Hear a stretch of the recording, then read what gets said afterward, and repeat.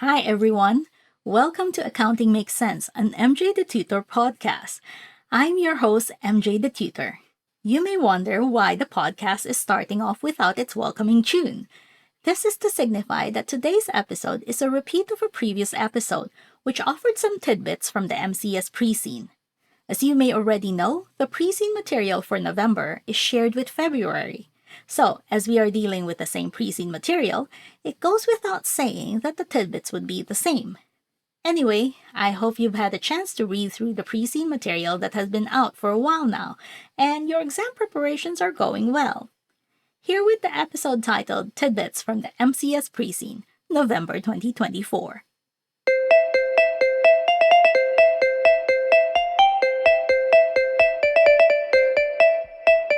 Hello, everybody. You're listening to Accounting Makes Sense, an MJ the Tutor podcast, and I am your host, MJ. In this podcast, we are focused on helping accounting students all over the world by offering a quick warm-up on various accounting and business topics, hoping to generate bigger discussions and conversations around them. If you are a CIMA student right now, then this episode is for you. For this episode, I am going to offer a few tidbits on the management case study, MCS, for November 2024. So, if you are a CIMA student right now studying for the MCS exam, then this episode is for you.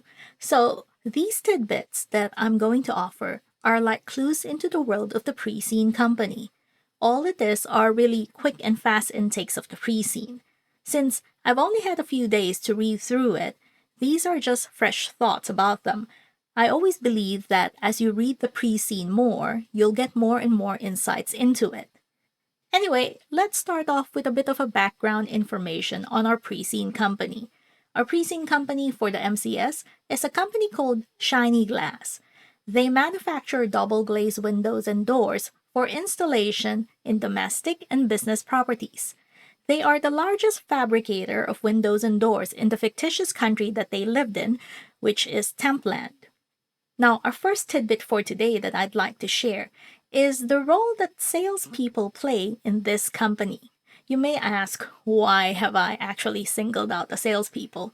It's no surprise because the sales department and how the salespeople are compensated, monitored, interacted with are mentioned quite a bit on the pre-scene material.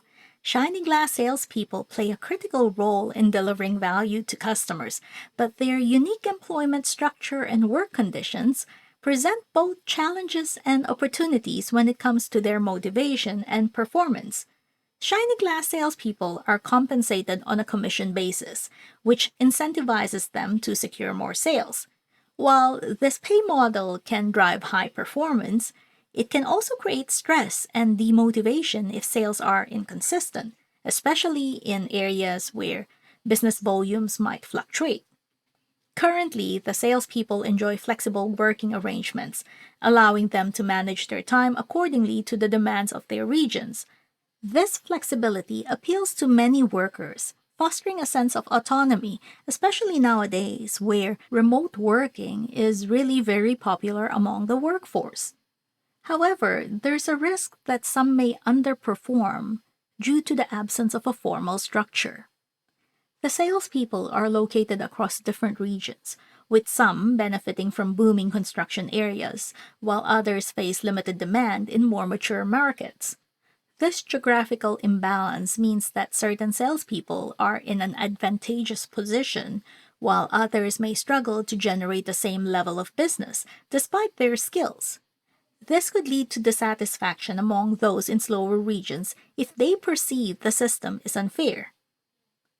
This area or topic is just so much information that there's so many questions that could be directed at it. It could be about motivation, it could be about structure, leadership, performance measurements, and all that. So, we're going to stay with stakeholders on our next tidbit. But this time, we will focus our attention on another part of the business. Our second tidbit is on collaboration and strategic partnerships. Collaboration across the supply chain is critical for Shiny Glass, especially given its reliance on external partners for both materials and installation services. Shiny Glass depends on a reliable supply of sealed units and raw materials to produce high-quality windows and doors. Building strong, long-term relationships with suppliers is crucial for maintaining product consistency, managing costs, and ensuring timely delivery of materials.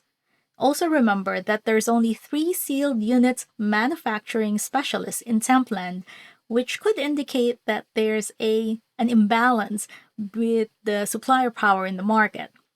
Any disruptions in the supply of these materials, whether due to environmental concerns, global trade issues, or local constraints, could impact production and the schedules and lead to delays in delivering the product. Collaborating closely with suppliers to create contingency plans and secure a diversified source could mitigate this risk. Now, there's also the other part of this where there's an increasing public scrutiny over the environmental impact on manufacturing. Shiny Glass might need to collaborate with suppliers to ensure that their processes are energy efficient and environmentally responsible. This could also provide an opportunity to co-market sustainable products, enhancing our company's reputation. Now, I want to talk about the other end of the process, which is the installers. Installers are integral partners in ensuring that the final customer experience meets the company's standards, completing the value chain by providing reliable and timely service. These installers need to consistently meet quality standards. Shiny Glass can focus on collaborative growth. This could include sharing insights on market trends or customer preferences that enable the installers to optimize their services. This creates a mutually beneficial environment where both parties are actually benefiting with a stake in growing both businesses. Shiny Glass and its installers can focus on increasing operational efficiency. This could involve optimizing scheduling, route planning, or reducing the time taken for each installation. By collaborating on these improvements, installers can complete more jobs per day, boosting their earnings, but at the same time, they are not sacrificing the quality that Shiny Glass needs its brand to actually represent. The third tidbit that I'd like to share is perhaps on product differentiation, or the lack thereof, and how we are going to gain an edge from competitors. While Shiny Glass is at the top of its game, there is not much product differentiation between the top 4.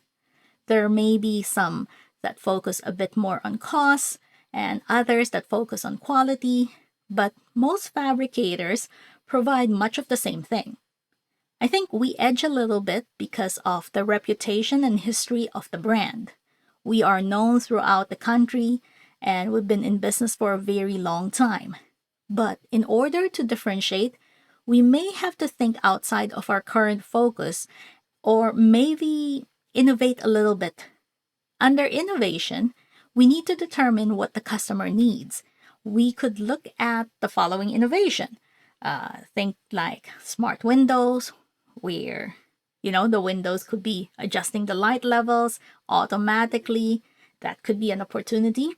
We can have self-cleaning windows, another innovative feature that could appeal to both residential and commercial customers, reducing that need for regular maintenance. We could also look at environmental concerns related to our production of these products, our energy consumption. There's ways where we can innovate, maybe perhaps to put more insulation properties into the double glazed windows.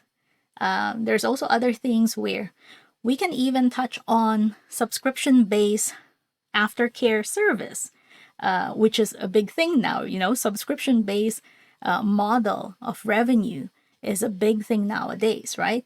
So anyway, there's lots of stuff: noise reduction, security windows, and many other things.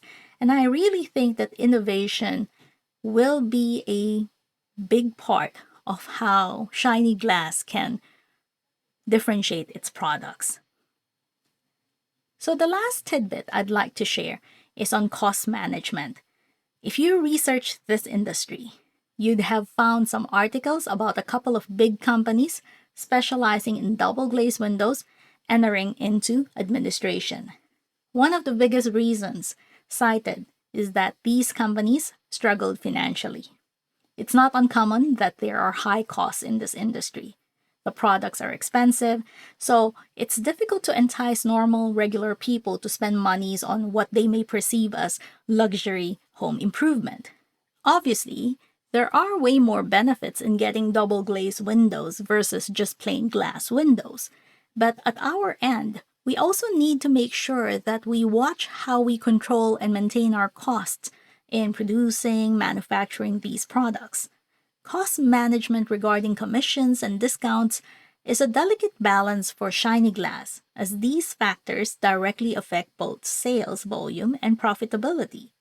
Shiny glass relies on a commission-based model to drive sales, which incentivizes salespeople to close deals.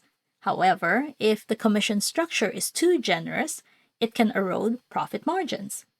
Finding that right balance between motivating sales staff and protecting profitability is going to be crucial. Offering significant discounts to close sales, especially in a highly competitive market, can hurt profitability. While discounts can drive volume, they may come at the cost of reducing the overall profitability as well. Shiny glass needs to ensure that discounts are applied strategically, focusing on volume increases or customer loyalty without significantly cutting into profits. If discounts become too frequent or too steep, customers may come to expect them as the norm, and this can reduce the perceived value of Shiny Glass's products and make it harder to sell at full price in the future. A clear discounting strategy is probably essential here to prevent discounting from becoming a permanent expectation. Shiny Glass already limits commissions payout on highly discounted sales to avoid this double hit on the profitability side, but we could also probably explore offering discounts on bundled packages. We could partner with our installers where we offer the product, the window, or the door together with a subscription model of the aftercare service. And then we know that we are protecting the longevity of our product. At the same time, we are ensuring whoever handles the maintenance and repairs of the windows or doors are properly trained. They will take care of them appropriately.